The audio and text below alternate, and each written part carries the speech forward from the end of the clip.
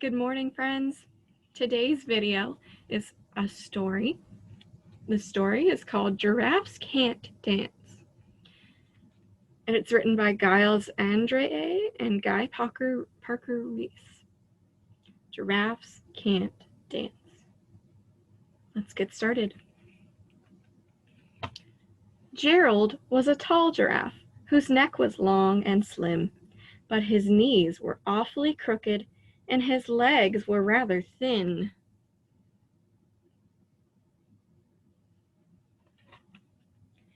He was very good at standing still and munching off of trees. But when he tried to run around, he buckled at the knees.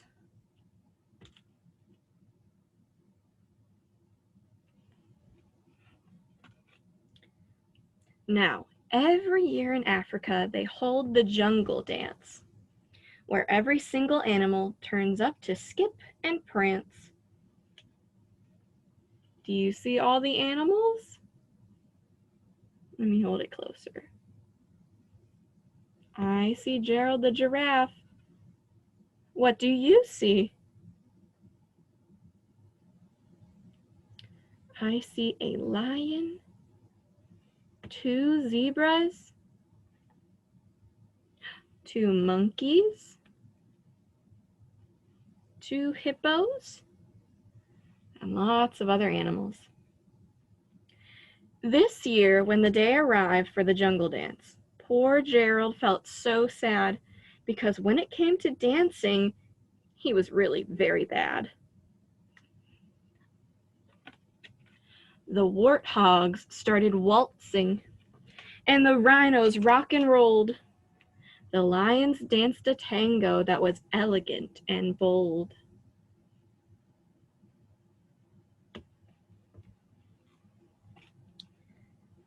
The chimps all did the cha-cha with a very Latin feel, and 8 baboons then teamed up for a splendid Scottish reel.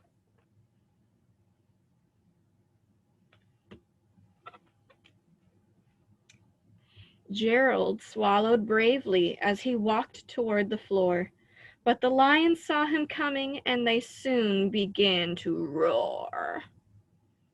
"Hey, look at clumsy Gerald," the animals all sneered. "Giraffes can't dance, you silly fool.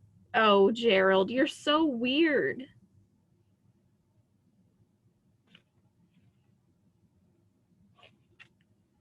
Gerald simply froze up. He was rooted to the spot. "They're right," he thought. "I'm useless. Oh, I feel like such a clot." So he crept off from the dance floor and he started walking home. He'd never felt so sad before, so sad and so alone. Where is Gerald in this picture right here? Do you see Gerald the giraffe?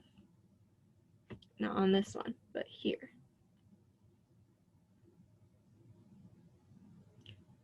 There he is. He's walking off all sad and alone.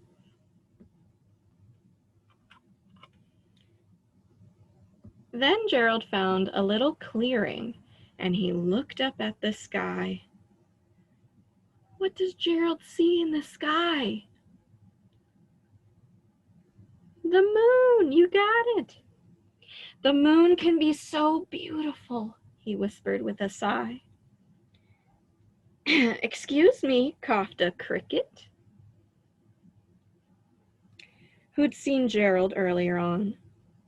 But sometimes, when you're different, you just need a different song. Listen to the swaying grass and listen to the trees. To me, the sweetest music is those branches in the breeze. So imagine that the lovely moon is playing just for you. Everything makes music if you really want it to.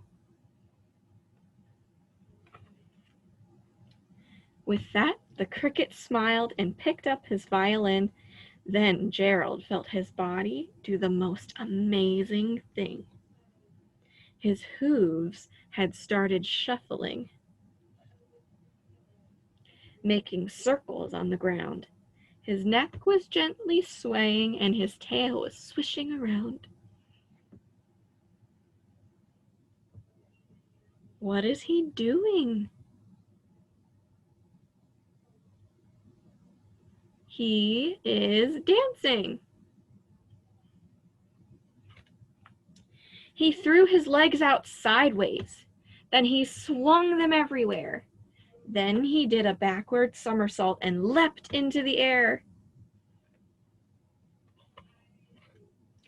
Gerald felt so wonderful. His mouth was open wide. I'm dancing! Yes, I'm dancing, Gerald cried. Now how does Gerald feel? Let's look at his face and let's see how we think he feels. His mouth was open wide.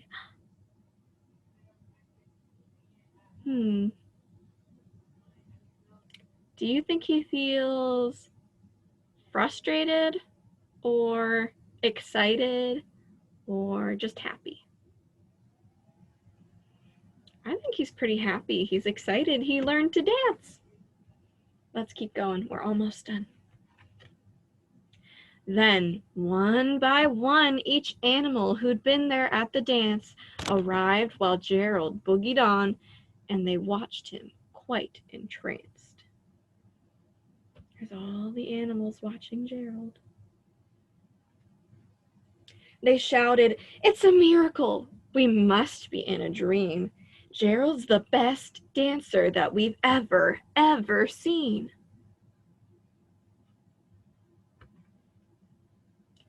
How did you learn to dance like that?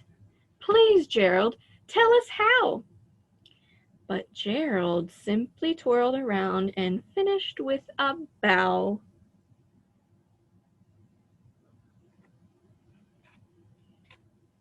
Then he raised his head and looked up at the moon and stars above. "We can all dance," he said, "when we find music that we love." And that is the end. Do you remember who taught Gerald to dance?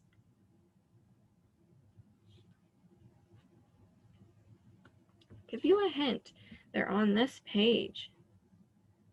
And they're playing a musical instrument.